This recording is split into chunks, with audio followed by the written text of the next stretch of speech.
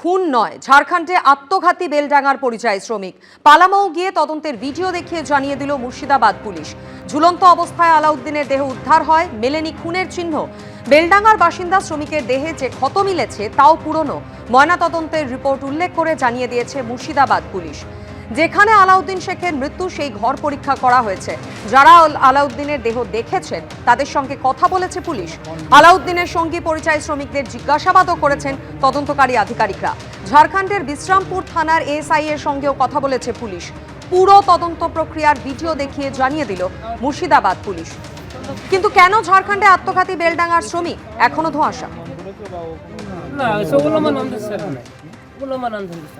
আমাদের বাঙালি যেটা উঠেছে সেটা স্যার একদম সরাসরি গল্লত আমরা বলবো, কেননা এখানে যেটা डेड बॉडी चला और मृत्यु समीक्षा रिपोर्ट तैयार कर। मृत्यु समीक्षा रिपोर्ट आप किया था? जी, तो आप वहाँ पर गए थे?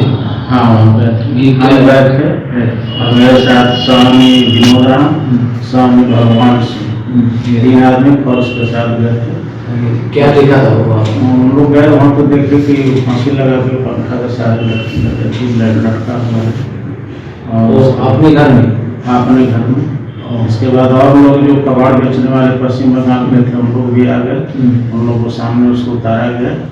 आपने क्या पाया? मृत्यु समीक्षा रिपोर्ट तैयार करने में पूरा बॉडी को देखे, उसमें कोई निशान कोई नहीं था। पुराना घाव का में था पाए में, उसको लिखा गया निशान क्या है इसमें। कोई ब्लड वगैरह कोई चीज निकला हुआ था। तो आपका वो जो मृत्यु समीक्षा रिपोर्ट क्या लिखा आपने? वो समीक्षा रिपोर्ट में तो लोग बता फांसी लगाने की बात लिखा गया। দিল্লির এক নাবালিকাকে যৌন নির্যাতনের অভিযোগের ঘটনায় বিজেপিকে আক্রমণ শানালেন অভিষেক বন্দ্যোপাধ্যায়। এক্স হ্যান্ডেলে তিনি লেখেন, ধর্ষণের রাজধানী হিসেবে দিল্লি তার কুখ্যাত পরিচিতি ধরে রেখেছে। প্রধানমন্ত্রী নরেন্দ্র মোদী এবং স্বরাষ্ট্রমন্ত্রী অমিত শাহ বাংলায় এসে পরিবর্তনের কথা বলছেন। সম্ভবত সেই পরিবর্তন প্রথমে বিজেপি শাসিত রাজ্যগুলিতেই শুরু হওয়া উচিত। অভিষেক বন্দ্যোপাধ্যায়ের এই পোস্টের পাল্টা উত্তর দিয়েছে বিজেপি। সম্প্রতি পশ্চিমবঙ্গে এসে রাজ্যে নারী নিরাপত্তা ও আইন শৃঙ্খলা ইস্যুতে বারবার তৃণমূল সরকারকে বিঁধেছে নরেন্দ্র মোদী অমিত শাহরা। এবার দিল্লিতে 11 বছরের নাবালিকাকে যৌন নির্যাতনের অভিযোগের ঘটনায় পাল্টা আক্রমণের পথে হাঁটলেন তৃণমূলের সর্বভারতীয় সাধারণ সম্পাদক অভিষেক বন্দ্যোপাধ্যায়। সমাজ মাধ্যমে লিখেছেন, ধর্ষণের রাজধানী হিসাবে দিল্লি তার কুখ্যাত পরিচিতি ধরে রেখেছে। ঘটনার সূত্রপাত গত 11 জানুয়ারি।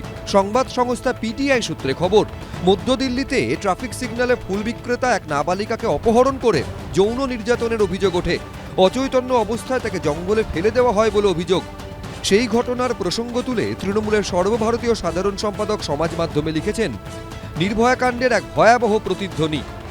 তাহলে বোঝা গেল কি ধরনের শাসন মানসিকতা তাদের মেদ সংক্রান্ত, সেটা বোঝা যায়। আবার কবে হলো ঘটনাটা? যেদিন বর্ষপূর্তি বেটি বাঁচাও, বাপস রে বাপস রে বাপস, কত টুইট, কত কিছু, বেটি বাঁচাও বেটি বাঁচাও। বাঁচাতে চান? যদি বাঁচাতে চাইতেন তাহলে তো এই শিশুটির এই অবস্থা হতো না। তাও তো নির্ভয়া কাণ্ডে শাস্তি হয়েছে, ফাঁসি হয়েছে। আরজিকর কাণ্ডে কি কারোর ফাঁসি হয়েছে, না জেল হয়েছে, না অপরাধী ধরা পড়েছে? বলুন। অন্তত যারা অপরাধী, যাদেরকে পুলিশ রক্ষা করলো, তৃণমূল নেতারা রক্ষা করলো, আজও রক্ষা করে চলেছে, সেই বাংলার নেতাকে আর উদাহরণ টেনে কোনো দরকার নেই। কারণ তিনি সব উদাহরণের ঊর্ধ্বে উঠে এই বাংলায় উদাহরণ শ্রী হয়ে গেছেন বাংলার মুখ্যমন্ত্রী মমতা ব্যানার্জি। গত কয়েক বছরে আরজিকর কাণ্ড থেকে কসবা আইন কলেজ, দুর্গাপুর বেসরকারি মেডিকেল কলেজ, একাধিক নারী নির্যাতন, ধর্ষণের মতো অভিযোগ উঠেছে। এই প্রেক্ষাপটে সম্প্রতি রাজ্যে এসে নারী নিরাপত্তার প্রশ্নে তৃণমূলকে আক্রমণ করেন খোদ প্রধানমন্ত্রী। टीएमसी के राज में स्कूल, कॉलेज और यूनिवर्सिटी में भी बेटियां सुरक्षित नहीं है। यहां शासन प्रशासन में निर्ममता ऐसी है कि बेटियों की कोई सुनवाई नहीं होती। पीड़ितों को बात बात पर कोर्ट जाना पड़ता है। পাল্টা দিল্লিতে নাবালিকাকে যৌন হেনস্থার অভিযোগের প্রসঙ্গ তুলে বিজেপিকে আক্রমণ করেছে তৃণমূল। দিল্লিতে এখন বিজেপি শাসিত সরকার, সেখানকার পুলিশ কেন্দ্রীয় স্বরাষ্ট্রমন্ত্রী অমিত শাহর অধীনে। এই অবস্থায় অভিষেক বন্দ্যোপাধ্যায় সমাজ মাধ্যমে লিখেছেন, প্রধানমন্ত্রী নরেন্দ্র মোদী ও স্বরাষ্ট্রমন্ত্রী অমিত শাহ বাংলায় এসে পরিবর্তনের কথা বলছেন। সম্ভবত সেই পরিবর্তন প্রথমে বিজেপি শাসিত রাজ্যগুলিতেই শুরু হওয়া উচিত। যে সরকার নারী নিরাপত্তা নিশ্চিত করতে পারে না, বিশুদ্ধ বাতাস ও জল সরবরাহ করতে পারে না, বা প্রাণঘাতী বিস্ফোরণ প্রতিরোধ করতে পারে না, সেই সরকারের বাংলায় এসে ভোট চাওয়ার কোনো নৈতিক অধিকার নেই। এর উত্তর ওই অভয়ার বাবা মা দিয়ে দেবে। এর উত্তর কামদুনির ওই ধর্ষিতা মৃত মেয়েটির পরিবার দিয়ে দেবে। অন্য জায়গায় এই ধরনের সামাজিক ব্যাধির যদি সন্ধান পাওয়া যায়, বিকৃত মনস্ক মানুষ কোনো ধরনের কাজ করে, তার শাস্তি হয়। কামদুনিরও ঘটনা প্রমাণ করেছে, যাদের লাইফ সেন্টেন্স হওয়ার কথা ছিল তাদের এখন উন্মুক্ত ছেড়ে দিয়েছে। এমনভাবে তদন্ত করেছে এবং তদন্তের যে রিপোর্ট জমা দিয়েছে, জজ সাহেব বাধ্য হয়েছেন তাদের মুক্তি দিতে। দিল্লি পুলিশ সূত্রে দাবি, নাবালিকাকে যৌন হেনস্থার ঘটনায় অন্তত 300টি সিসি ক্যামেরার ফুটেজ খতিয়ে দেখে দুর্গেশ নামে এক অভিযুক্তকে গ্রেফতার করা হয়েছে। ধৃত পেশায় একজন ই রিক্সা চালক। আশাবুল হোসেন, সুমন ঘড়াই, বিজেন্দ্র সিংহ, এবিপি আনন্দ। হাওড়া থেকে প্রথমবারের জন্য গড়ালো কামাখ্যাগামী বন্দে ভারত স্লিপারের চাকা। নতুন ট্রেনের যাত্রীদের মধ্যে মিলল মিশ্র প্রতিক্রিয়া। কেউ ঝাঁ চকচকে অত্যাধুনিক স্লিপার দেখে আবেগে ভাসলেন, তো কোনো যাত্রীর মুখে আবার শোনা গেল বন্দে ভারত স্লিপারের খাবারের মান নিয়ে একাধিক নালিশ। ঝাঁ চকচকে, পরিষ্কার পরিচ্ছন্ন, আরামদায়ক, আধুনিক সুযোগ সুবিধায় ঠাসা। ভোটমুখী পশ্চিমবঙ্গ পেয়েছে দেশের প্রথম বন্দে ভারত স্লিপার। 17 জানুয়ারি মালদা থেকে যার উদ্বোধন করেছেন প্রধানমন্ত্রী নরেন্দ্র মোদী। देश की ये पहली वंदे भारत स्लीपर ट्रेन मां काली की धरती को मां कामाख्या की भूमि इसको जोड़ रही है। শুক্রবার হাওড়া স্টেশন থেকে বিজেপি শাসিত অসমের কামাখ্যার উদ্দেশ্যে প্রথম বাণিজ্যিক যাত্রা শুরু করলো হাওড়া কামাখ্যা বন্দে ভারত স্লিপার। জানিয়ে উচ্ছ্বাসে ভাসলেন যাত্রীদের একাংশ। এক্সপিরিয়েন্স এমনি খুব ভালো, স্পেস বা যা ইন্টেরিয়র ডেকোরেশন যা যা আছে, যে কালার কম্বিনেশন যা করা হয়েছে, খুব ক্লামজি বা ক্লস্ট্রোফোবিক লাগছে না, আমার তো মনে হচ্ছে না। আমি গুয়াহাটিতে আগেও গেছি, আর আমি চেয়ার সিট বন্দে ভারতে অনেকবার গেছি। এই ট্রেনটাতে আমি প্রথমবার এসেছি, তো এই জন্য খুব ভালো, খুবই ভালো লাগছে। মানে বোঝানো যাবে না, জাস্ট একটা আলাদা এক্সাইটমেন্ট, খুবই ভালো লাগছে। একমাত্র বৃহস্পতিবার ছাড়া সপ্তাহের 6 দিনই চলাচল করবে হাওড়া কামাখ্যা বন্দে ভারত স্লিপার ট্রেন।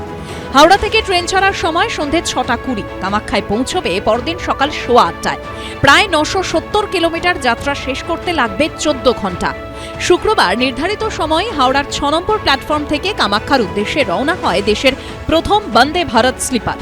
কিন্তু বৃহস্পতিবার যে ট্রেনটি কামাখ্যা থেকে হাওড়ায় পৌঁছেছিল, সেই যাত্রীদের একাংশ আবার অভিযোগ করলেন খাবারের মান নিয়ে।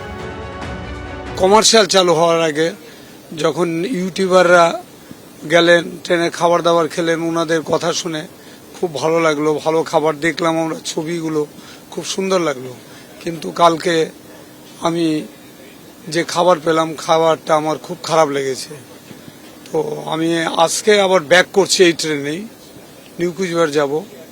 তো আজকে কেমন হয় সেটাই আমার দেখার ব্যাপার। বন্দে ভারত মানে প্রিমিয়াম ট্রেনগুলোর অন্যতম, তার উপর আবার প্রথম স্লিপার। কিন্তু ট্রেনে খাবার কেন শুধুই নিরামিষ? আমিষ খাবারের কোনো অপশন নেই কেন? এই প্রশ্নও তুললেন কেউ কেউ। খাবারটা হ্যাঁ বাঙালি, একটুখানি মাছ মাংস হলে ভালো হয়, সেটা অবশ্যই। কিন্তু ঠিক আছে, এখন আপাতত ভেজ দিচ্ছে, দেখি নন ভেজটার জন্য আশা তো করছি, পরে এবারে যদি নন ভেজ পাওয়া যায়। এমনি তো সমস্ত কিছুই ভালো, শুধু এই স্পেসগুলো একটুখানি ছোট, সে ঠিক আছে। আর ট্রেন তো এমনি ক্লিন এখনো পর্যন্ত তো আছে, সেটা যেন বরাবর ক্লিন থাকে। খাবার নিয়ে কিছু অভিযোগ থাকলেও রেল সূত্রে খবর, প্রথম বন্দে ভারত স্লিপার নিয়ে যাত্রীদের মধ্যে ব্যাপক উৎসাহ তৈরি হয়েছে। টিকিট বিক্রি শুরুর 1 থেকে 1.5 ঘন্টার মধ্যেই হয়ে যাচ্ছে ফুল বুকিং। অরিত্রিক ভট্টাচার্যর রিপোর্ট, এবিপি আনন্দ, কলকাতা। এবিপি আনন্দ, এগিয়ে থাকে, এগিয়ে রাখে।